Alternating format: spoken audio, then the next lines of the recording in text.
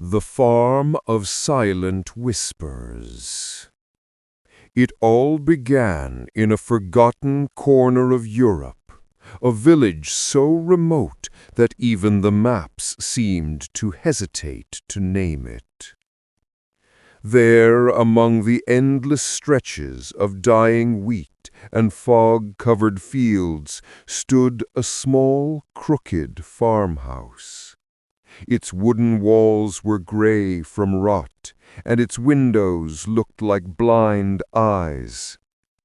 That farmhouse belonged to Eric Holter, a man with a temper sharper than a butcher's knife. He lived alone, away from the village, tending to his small patch of land. Eric was the kind of man who hated everything: the wind, the rain, the crows, and sometimes even his own breath. But there was one creature that suffered most under his roof: his dog. The dog named Brute. Brute was a mixed-breed farm dog, thin, scarred, and loyal to the core. He loved Eric, despite the beatings, despite the hunger. Every morning when Eric came out with his boots thudding on the dirt, Brute wagged his tail, hoping for a touch, a word, anything that meant affection. But Eric would snarl, "Get out of my way, you filthy mutt," and kick him aside. Brute stayed, guarding the farmhouse through nights that howled with the wind. He didn't know why he stayed. Perhaps because love is sometimes a curse too heavy to leave behind. The sin. One cold evening, the air reeked of decay and loneliness. Eric had been drinking since noon, murdering curses at the fields that refused to yield enough. Inside the wooden barn, Brute lay hungry, his stomach growling for days. His ribs stuck out like bones of an old shipwreck. And then he saw it. A dying chick, weak and trembling near the straw. Without thinking, Brute lunged and swallowed it whole. It was small, frail, but it was food. When Eric came to feed the chickens the next morning, he found the feathers, the small bones half buried in the dirt. He went still. His eyes burned red. "You ungrateful beast," he whispered, then screamed, "You ate my chick!" He dragged Brute out by his chain, and what followed was horror.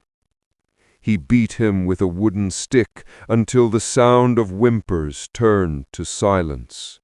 He tied him to the old oak near the field, the tree that had seen too much death already.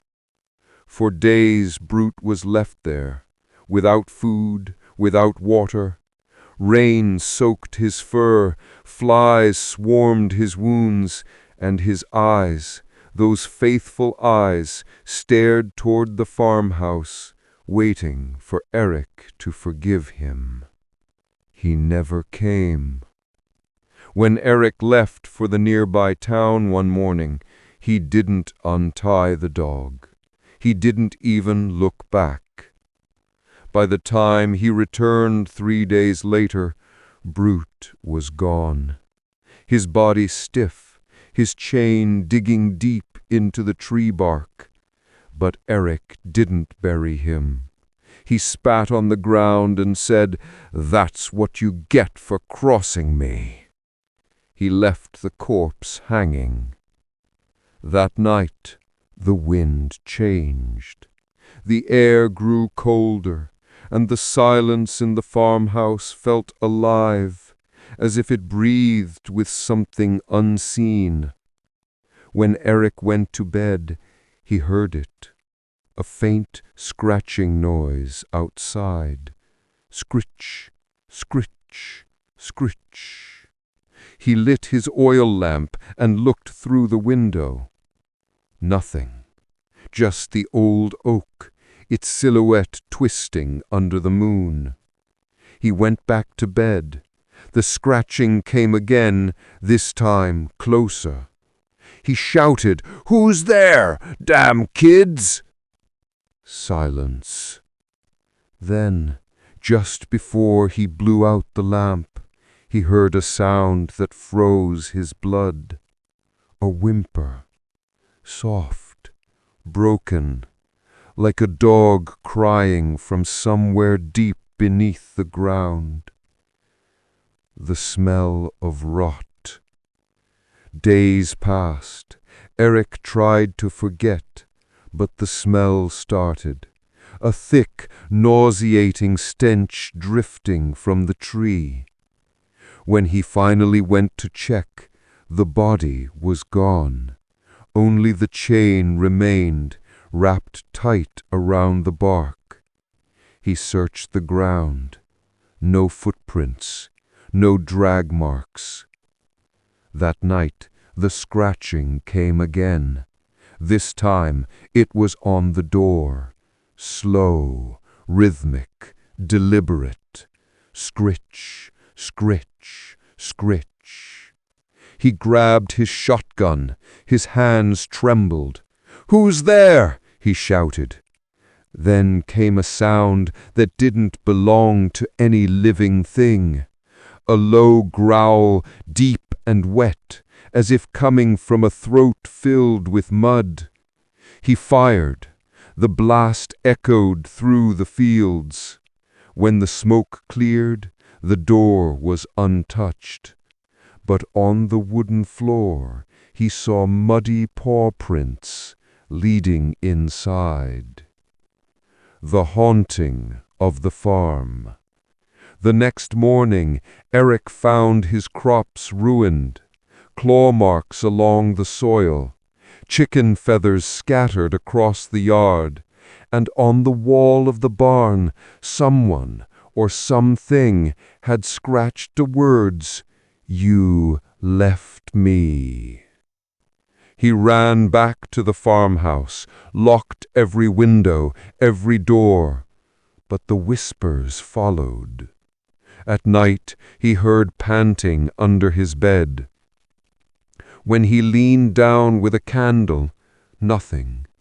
When he closed his eyes, he felt the warmth of breath on his neck. When he turned, no one there. Sleep became impossible. The shadows moved when he didn't. Sometimes he caught a glimpse, a dark shape crawling near the corners of the room, its eyes glowing faintly red. Madness. Weeks went by.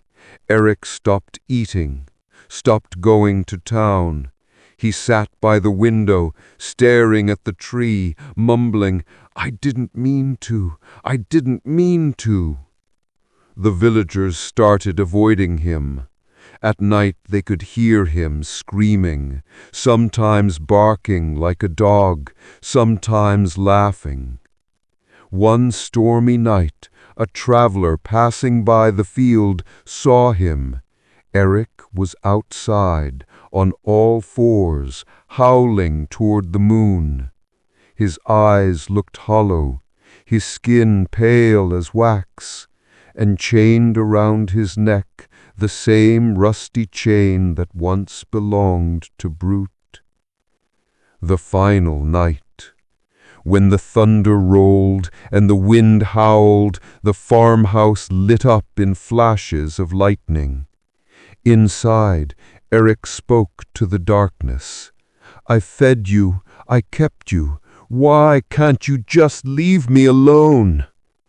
The air grew thick. Footsteps circled him, soft, wet, heavy. A low growl filled the room. He turned his lamp toward the corner, and there he saw it. a dog half rotten, half shadow, its eyes glowing like embers, and from its throat came a whisper, so faint it almost sounded human. "You left me." He screamed. He ran outside into the storm. The fields were flooding, the tree swaying violently in the wind. And there, under the lightning, he saw Brute again. The dog stood at the base of the oak, chain dragging across the mud. Eric fell to his knees. "I'm sorry, I'm sorry." The dog tilted its head, then slowly began walking toward him, each step sinking deeper into the earth. When the morning came, the villagers found the farmhouse empty. No Eric, no dog, only the chain, tied to the tree once more, swaying in the breeze. The aftermath. Now, years later, the farmhouse still stands, abandoned, its windows black, its doors swollen shut. But travelers say that on certain nights, when the fog rolls across the fields, you can hear it, a faint scratching on the old wooden door. And if you're foolish enough to go near, you'll smell it first, the thick scent of rot and wet fur. Then from the dark you'll hear a voice, soft, broken, loyal even in death. "I'm still here."